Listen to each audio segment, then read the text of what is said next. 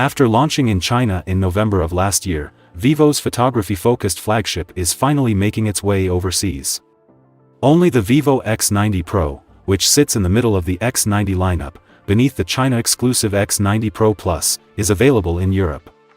The defining feature, however, is Sony's 1-inch sensor-touting X90 camera module with Zeiss optics. That means it could be one of the most impressive smartphone cameras we've ever seen. The rest of the phone's specs are also impressive, and it appears that the X90 Pro will be the camera phone to beat in 2023. We've been using it for about a week now, and here's how it holds up in practice. The design of the Vivo X90 Pro screams photography. Indeed, Vivo has gone so far as to print the words "professional photography" along the top panel, as if the massive circular camera array and DSLR-inspired vegan leather finish weren't enough. The phone is relatively thin, but the camera bump is anything but, protruding around 5 mm from the back panel. The camera array is wide enough that it doesn't rock around too much when sat on your desk, though it would be even better if it were centrally located. The camera array has a Zeiss T-coated glass finish, similar to Sony's high-end camera lenses, and a Zeiss logo next to the cameras advertises this collaboration. The phone's sides are dark and shiny metallic, and a band of the same material runs across the back panel. For some reason, Vivo has decided to print the words "Extreme Imagination" on this band, which we don't like. The phone is otherwise very professional and tasteful. This text just lowers the tone a notch, thankfully it's tiny. The curved edges of the display give the phone a streamlined and sleek appearance and feel. It's well done here, but we prefer a flat display, especially on a device geared toward photography, because the curved edges introduce reflections and distortion that we find slightly distracting. The vegan leather back makes the phone extremely grippy, which increased our confidence in using it without a case. You do get a case with the phone, but it's one of those cheap transparent TPU cases that we think ruins the look of the phone. The Pro Plus model, which is only available in China, comes with a vegan leather case that mimics the look of the naked phone, and we were hoping the same would be true of this model. It's a large phone that isn't particularly light, but it feels good in the hand. At this point, we're used to massive flagships, and the only real difference here is the massive camera bump. We discovered that the camera's edge naturally rests on our index finger, providing a better grip for one-handed use. The display is beautiful, and while we're not big fans of curved edges, we have to admit that it looks great on this device. It's very bright, which is great on bright days, and the 120Hz refresh rate makes swiping around the operating system look buttery smooth.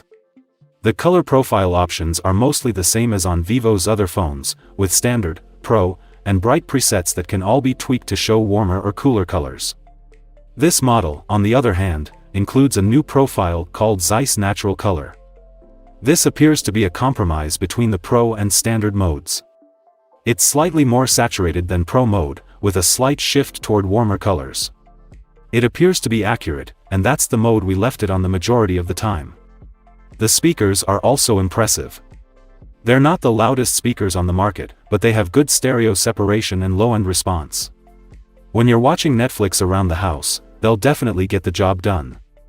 The Vivo X90 Pro is the first phone we've tested that uses MediaTek's latest flagship chipset, the Dimensity 9200, and it's a strong first impression. Everyday use is snappy, fluid, and responsive, and it can run any game at maximum settings without overheating. It performs marginally worse than Snapdragon 8 Gen 2 handsets, but not significantly worse. In practice, it's difficult to tell the difference. The battery doesn't last as long as our Snapdragon-powered iQOO11, but it'll get you through the day and then some. In any case, battery life is unimportant when you have 120-watt charging and 50-watt wireless charging available.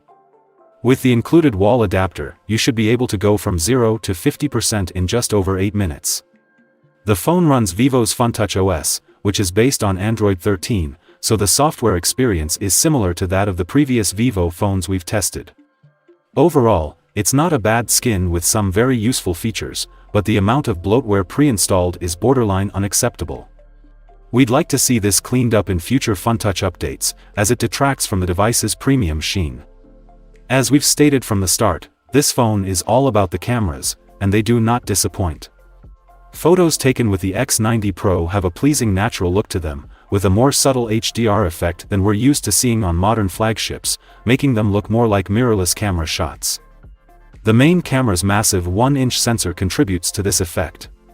Because of the large sensor, the camera can produce authentic bokeh, which we've never seen from a smartphone camera before. The results were so good that we had to double-check that we weren't accidentally shooting in portrait mode. Of course, this isn't always ideal. Sometimes you want a pin-sharp image with a wide focal plane, and the lack of an adjustable aperture means the primary camera isn't always ideal for group shots. The large sensor aids low-light photography by allowing you to take shots in extremely low-light conditions with shorter exposure times, reducing unwanted motion blur. We still used night mode for the majority of our low-light shots, but we didn't have to wait nearly as long, which is always a plus. The Vivo X90 Pro also has a handheld astrophotography mode, which allows you to photograph the stars without the use of a tripod. This is a fantastic feature that we found ourselves using quite frequently on clear evenings, with excellent results. Another mode, Supermoon, preserves the detail in the moon during long exposure night shots, and it also works very well. The cameras have a high level of consistency, and the colors match much better than we're used to seeing. However, we noticed that the wide angle and 2x zoom slightly increase the HDR processing, which can cause color shifting, especially on cloudy days. The 2x telephoto, marketed as the portrait lens, is excellent, but not up to the standard of the main sensor. Because the reach isn't too far, we found ourselves sticking with the primary and only moving closer when we needed a close-up. We can't help but wish for the X90 Pro Plus S90mm equivalent telephoto, which is a much more useful focal length for us. You're stuck with digital zoom on the X90 Pro for anything more than 2x, and it starts to look muddy after about 3.5x zoom. The wide-angle lens is the least powerful of the three, with only 12 megapixel, but it is still useful and capable of producing good results. It also serves as a macro camera, and if you get too close with the main camera, it will automatically switch over to capture all the fine details.